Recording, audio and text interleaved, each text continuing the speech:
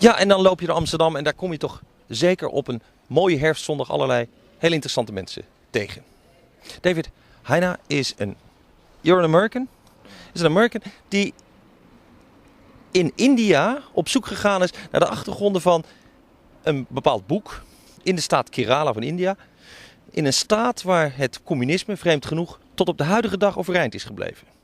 En dat is een heel interessant verhaal. In een wereld die steeds meer zeg maar, naar het Amerikaanse model toegaat, blijkt dan ergens in India toch een soort enclave te bestaan. Een staat waar we zelfs als Nederland nog een relatie mee hebben. Want de Malabarse kust, zo heette dat vroeger, die staat Kerala, was een plek waar ook de Verenigde Oost-Indische Compagnie in de 17e eeuw een plek had, een factorij. David, tell me, what interests you in the state of Kerala? Well, initially I read a book called The God of Small Things by a woman named Arundhati Roy.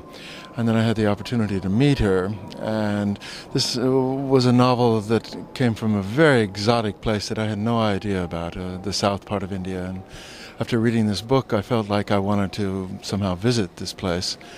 And after having this opportunity to meet the author, I decided to go there and try to make a documentary about the place that the novel takes place in. And let's go to the novel, because I've read the novel. It's a book about the experience of two kids who have another kid coming into their life, a cousin from England, and then a terrible accident happens with the child, and their whole life is kind of turned into shambles.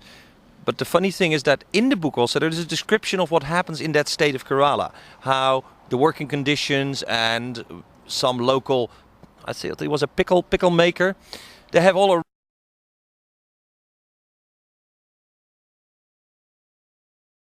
the communists were voted into office and into power in Kerala.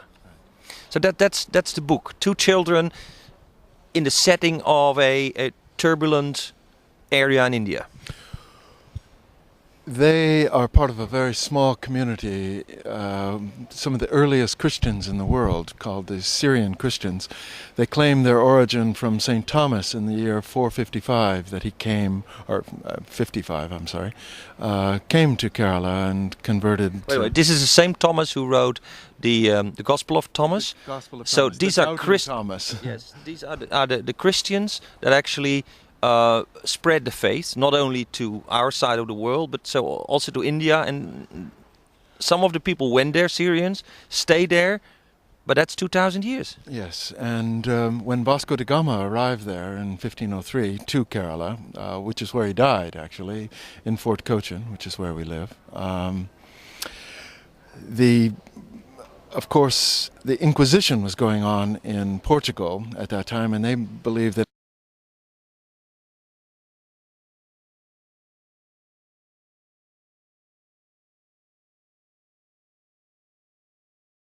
this happened with the Syrian bishops who claimed greater authenticity than the Pope. They said their church went back to the beginning of to the real time, to Thomas. The moment of Thomas coming there to India.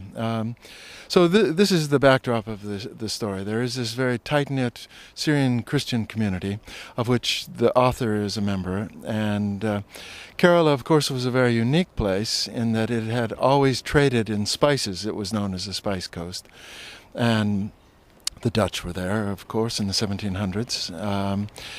But they traded so far back that there are records of them trading with King Solomon from Kerala. They had it's the origin of pepper, of allspice, of mace, of cinnamon, any number of different kinds of spices. In fact, are grown. So it was a trading coast where lots of cultures came, and some of them survived. The Syrian Christians, the Jewish, and still there was also the caste system, because the Syrian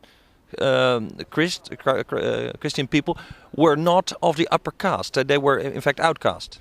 Well, actually, they are the higher caste of the Christians, which are in fact a kind of an outcast.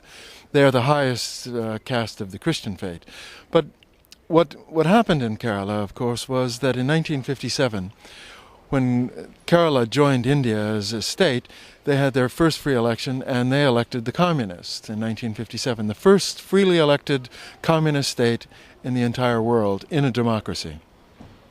And a man named E.M.S. Namboodiripad was elected there. He just died about 6 months ago in Kerala, to great mourning in the state. Now, what he enacted there is unique and far-reaching. First, they had actual land redistribution, in which they took all the rice paddies from the aristocracy except 3. Some of them owned up to 20. They took the other 17 and redistributed them among the peasants. The other thing that he did was enact a schooling proclamation that said that everyone in Kerala would read. They now have a 90% literacy rate, which is one of the highest in the world, higher than in America by almost 30%, higher than Would you say that the communist system worked?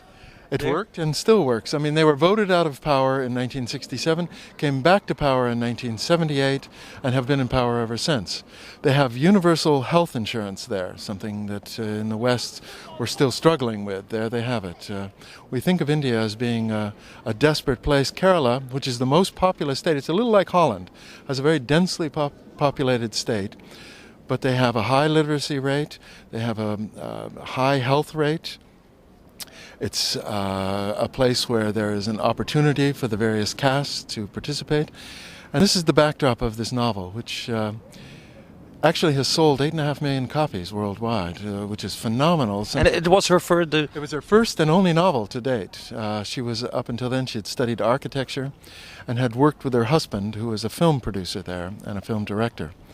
And she had written screenplays, but that was it. And this novel took her 3.5 years to write. Ironically, when I got there to make this documentary, it turned out that almost all the characters in the book were based on real-life characters and were still alive. Like the famous pickle factory there. The pickle factory there is called, instead of Paradise Pickles, is actually called Paladin Pickle.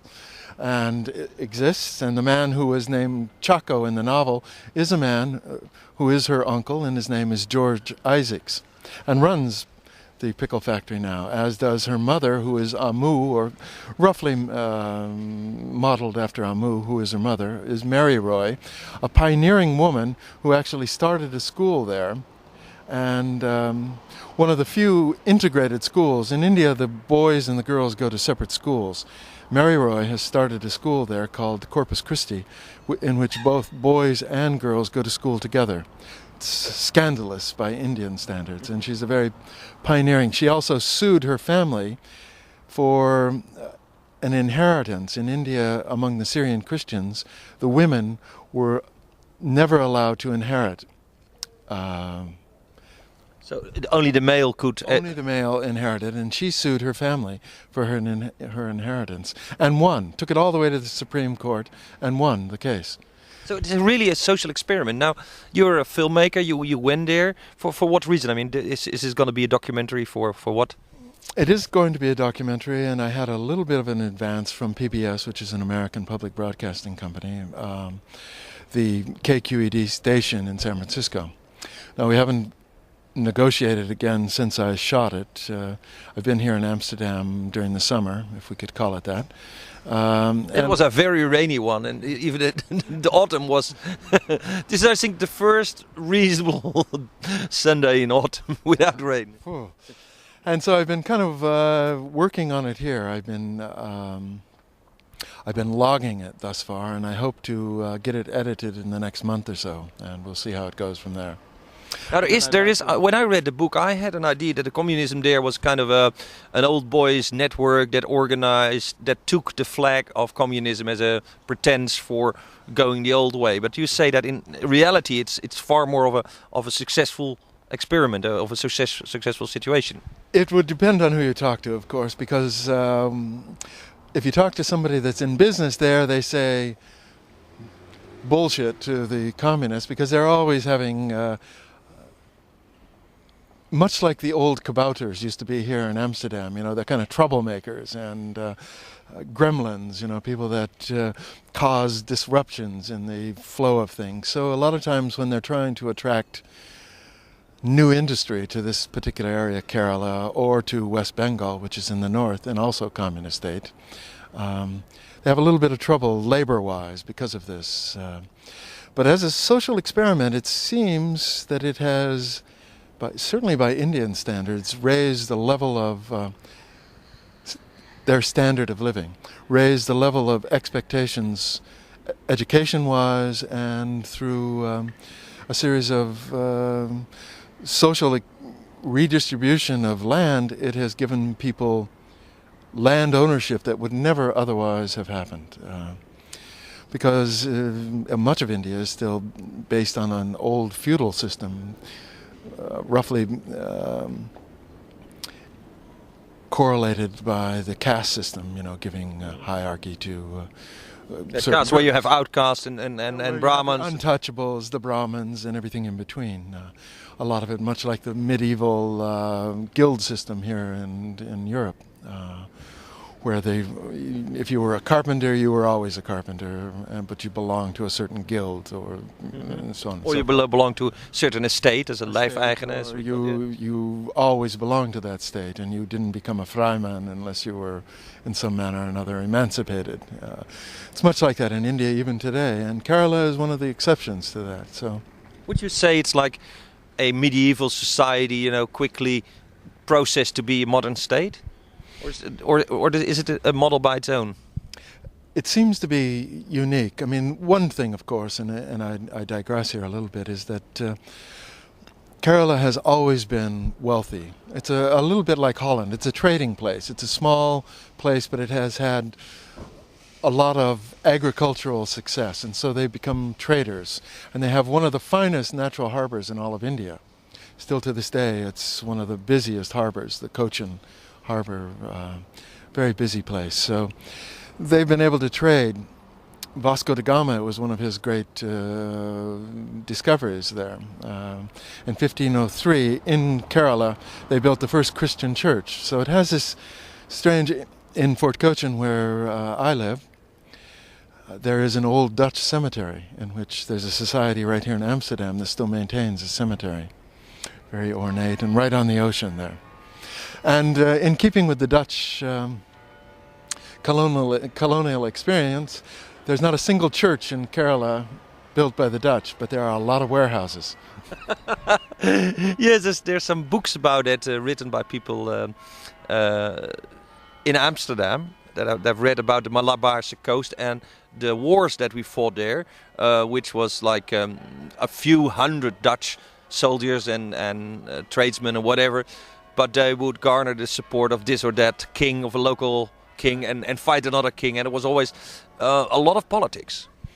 There's an old castle that was, a palace that was originally built by the Portuguese for the local prince there in Kerala. What the Dutch did is, in a very practical way, they remodeled it for him.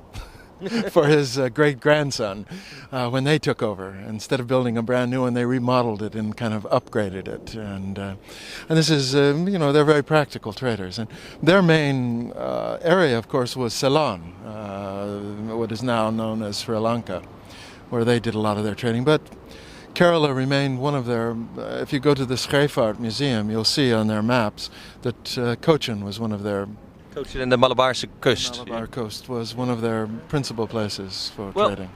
Dave, we're looking forward to this documentary. Repeat the book again. This was The God of Small Things by Arundhati Roy, and I'm sure it's still available here in paperback, and it's translated in Dutch. Yeah, I've read it. I liked it, and this gives me some background on what was happening there. Thank you very much. Yeah.